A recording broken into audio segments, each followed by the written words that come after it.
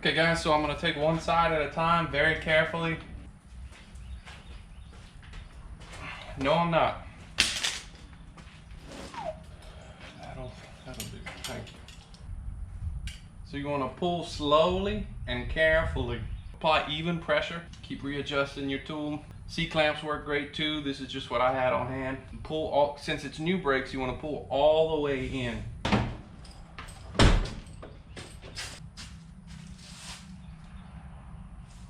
Something you're gonna wanna do is open the lid to your brake fluid reservoir, because pushing these pistons down is sending fluid back to the front, and you wanna be able to let that air out. All right, there we go.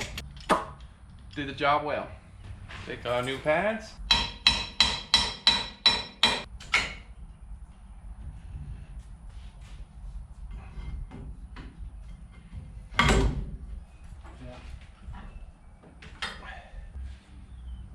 There we go.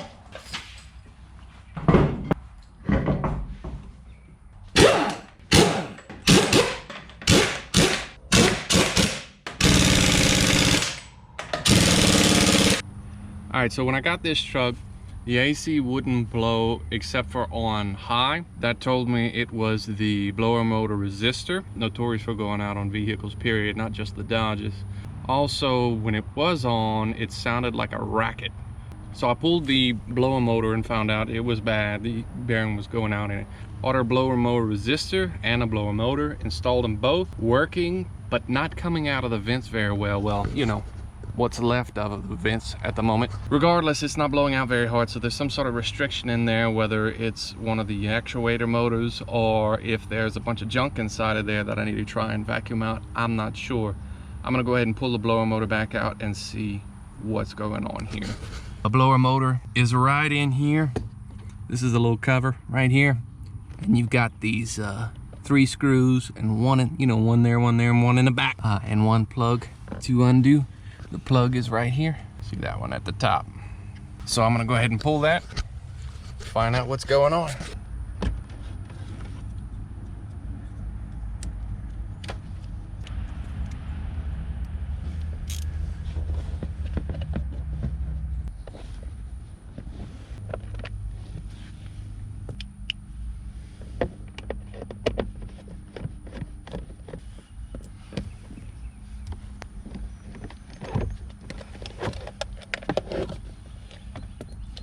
There we have it.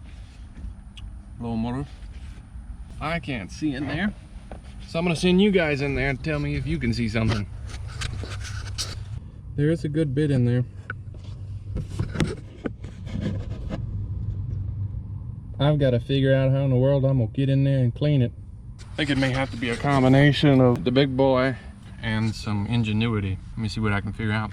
Okay, so I knocked what I could lose with this brush, and then I knocked some more with this brush, and then I went all Cajun ingenuity. I took my handy dandy vacuum cleaner, took this little small hose, gorilla taped that sucker up, got in there, vacuumed out, and I blew with an air hose as well. Now you've always got to be really careful because it's very easy to damage. It's not perfect, but it's much better than what it was. So I'm hoping that will be good enough to get me some decent airflow. I'm gonna go ahead and put the blower motor back in, and let's see what we got.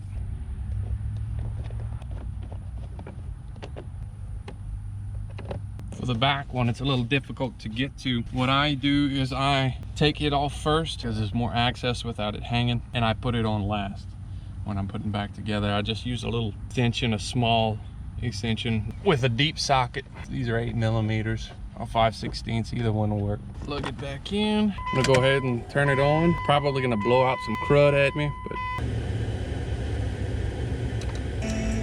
so no go. Trying to select a switch.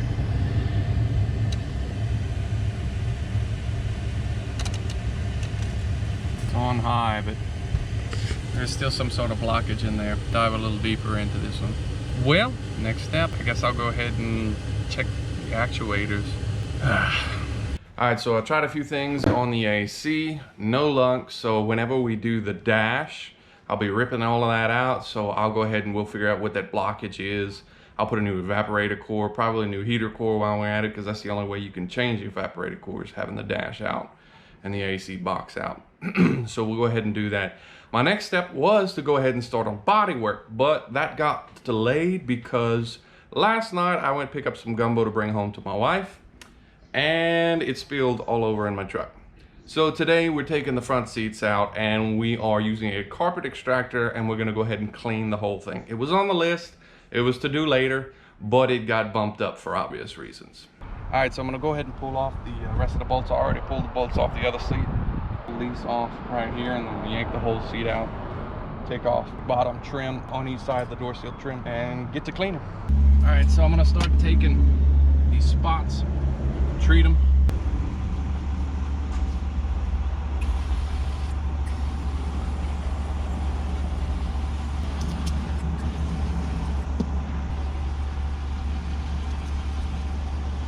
What I have here is a drill brush. This makes life so much easier.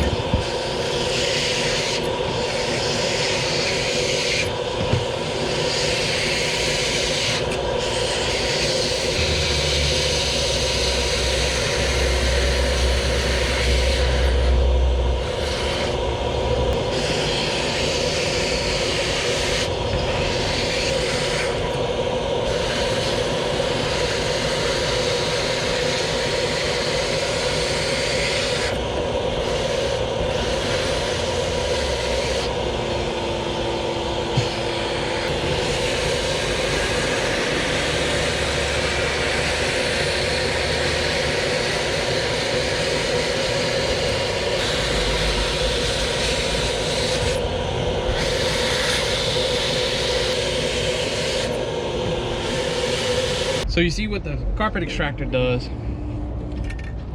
Use a little nozzle right here. It sprays on, and this one has a heater and I use hot water. Sprays on hot water into the carpet. It forces it in there. And then this sucks it out. So it sprays it right before it sucks it out. It sprays it in there. It really gets a lot of like your dust and dirt particles that are further in there that your average vacuum won't. A lot of allergens, you know, as well. It forces it in there and then sucks it right back out. You make a couple of passes. I just made one. I did a little pre-soak again, made one pass, and it's already way better. It's already starting to smell better in here too. That's another benefit of doing this. You want your car to smell good, your truck to smell good, use a carpet extractor. All right, I'm done with the carpet extractor. I got the seats back in, all of that. Next step, we're gonna go ahead and start on body work. That's gonna be for the next video. If you've enjoyed this video, if you can like it, that would really help us out with the YouTube algorithm and all of that. It really helps us out. And if you haven't subscribed, if you hit that subscribe button, that would really help us out as well. I hope you keep coming back. Next video, we're gonna be doing body work and some other odds and ends, and we'll be discussing the next stage. Thank you. Have a blessed day. Stay safe out there.